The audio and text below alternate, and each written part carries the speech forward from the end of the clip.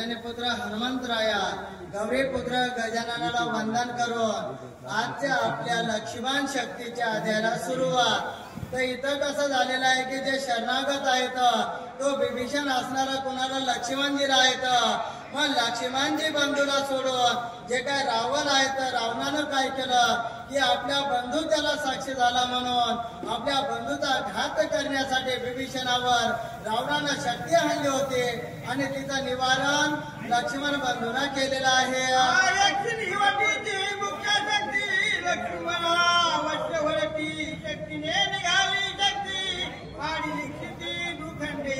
आता जसं की लक्ष्मणजीने जी शक्ती रावणानं सोडली होती तिचा प्रतिकार करण्यासाठी म्हणून जी आपल्या बाणातून जी शक्ती सोडलेली होती त्या शक्तीने रावणाच्या शक्तीचे दोन जे आहेत ते तुकडे केलेले आहेत। चला चला चल द्या बाबडे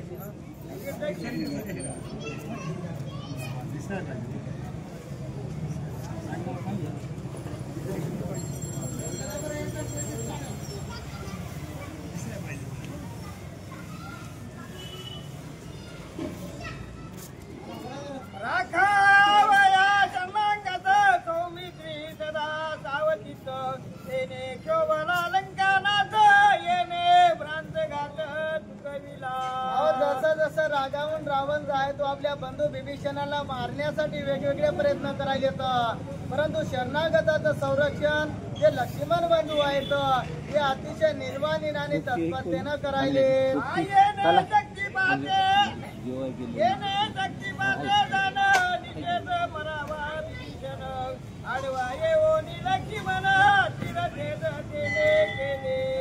जसं की जे जे काय आहेत रावण तिची शक्ती काय करायला तर विभीषणावर फेकायला येतं त्या त्या शक्तीचं निर्माण जे आहे ते लक्ष्मण बंधू निर्वाणीनं करायले। आधी मरीना लक्ष्मण मग मारीला विभीषण ऐसे आक्रोश रावण शक्ती निर्वाण काढले। आता रावणाचा राग इतका झाला की रावणाला वाटायला की मी बंधूला मारायला गेलो तर लक्ष्मण आडवा यायलाय, मग मी काय करतो पहिल्यांदा सुरुवात असं करतो की जो लक्ष्मण आहे त्याचाच मी घात करतो म्हणून बोलायले। आजीचे नाव ब्रह्मशक्ती जे निवारे ना रघुपती सौमित्रीच्या निजघाती निवारतानी सोडित। आता त्याने काय केलं जी शक्ती होती त्या शक्तीचा आघात इतका होता की त्याचं निवारण त्याची साक्षात परंतु रामचंद्राच्या सुद्धा न होणार इतकी शक्ती असणारी जी होती ती शक्ती कोणा जे काय रावण आहेत ते लक्ष्मण बंधूवर सोडणार आहे।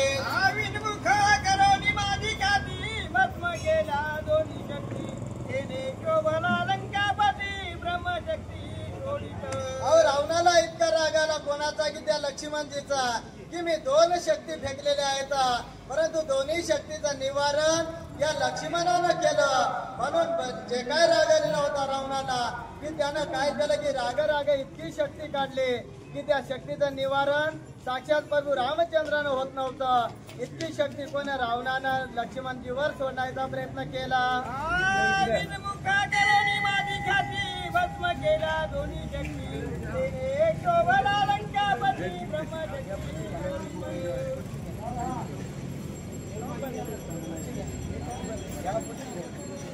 नाना परीच्या दुर्धरा युक्ती मय केली माईक शक्ती ते नदिले सुरवर प्रांती लंकापती संचित। आता मयासुरानं काय केलं, हा मयासुर असणारा रावणाचा असा असणारे सासरा असा होता आणि त्यानं जे शक्ती प्राप्त केलेली होती त्या शक्तीचं काय केलं त्यानं अंधन म्हणून जे हुंड्यामध्ये देतो ते हुंडा म्हणून काय केलं की रावणाला आपल्या जवळ शक्ती मयासुरानं दिलेली आहे। प्रारथिला प्रजापती मागितली ब्रह्मशक्ती आणि वारती जगती ब्रह्मदेवती। आता जसं की ब्रह्मदेवानं साक्षात वरदानामध्ये दिलेली शक्ती होती त्या शक्तीचं नावच काय होतं ब्रह्मशक्ती। साक्षात काय होते की ब्रह्मदेवानं दिल्यामुळं तिचं निवारण कोणाच्या नाही व्हायला गेलं।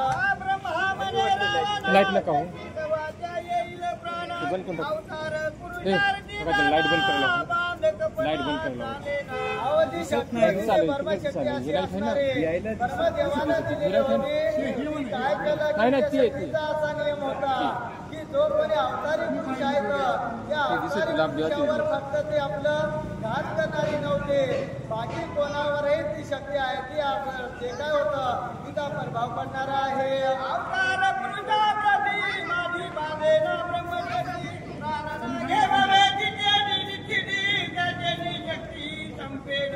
आता काय केलं ब्रह्मदेवाला सांगितलेलं होतं की ब्रह्मशक्ती आहे ती अवतारी पुरुषावर अजिबात तिचा वापर करायचा नाही.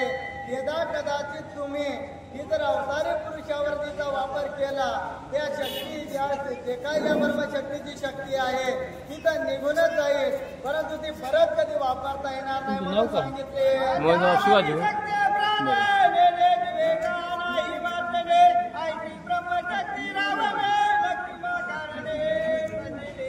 साधारण जे कोणी पुरुष आहेत जे कोणी योगी आहेत त्याच्यावर जर ही शक्तीचा जर काही हे केला तर या शक्तीचं निवारण त्याच्यावर होऊ शकत नाही आणि ज्याला ही शक्ती लागली त्याचा जे काय जीव आहे तो घेतल्याशिवाय ही शक्ती राहत नाही म्हणून बोलायले.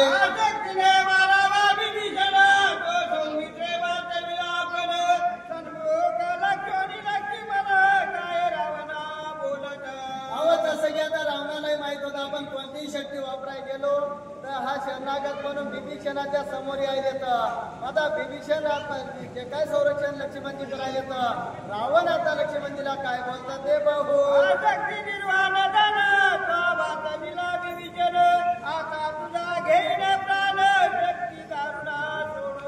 आता रावण राग काय म्हणायला येतं लक्ष्मणजीला की तू आता दोन्ही शक्त्याने फेकल्याचा माझ्या बंधूचा प्राण वाचवला, परंतु मी निर्वाण जी ब्रह्मशक्ती आहे ती तुझ्यावर टाकणार आहे.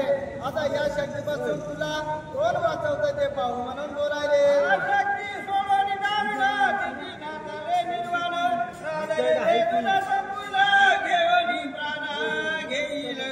ही शक्ती अशी आहे की हिचं निवारण कोणाच्याने होणार नाही आणि मी हे शक्ती ज्याच्यावर टाकली त्याचाही प्राण घेतल्याशिवाय राहत नाही म्हणून बोलायले.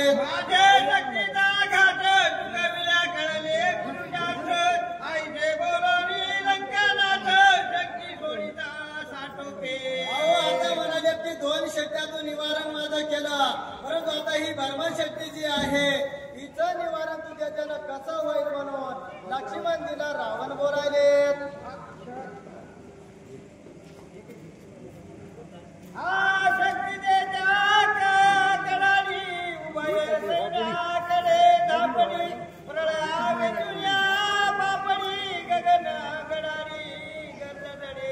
जसं की आकाशामध्ये मेघ गरजल्याबरोबर तशा विजा चमकत होता, विजेचा कडकडाट एका झटक्यामध्ये होतो, तशा प्रकारे या ब्रह्मशक्तीचा आवाज जो आहे तो कडाडून उठला आणि आवाजानं जसं विजेनं आपले डोळे चमकावले तसं त्या ब्रह्मशक्तीच्या आघातानं आवाजानं किंवा त्याच्या तेजानं सर्व जे काही सैन्य होतं त्यांच्या डोळ्यांची झापणी लागली. राजा रामचंद्र भगवान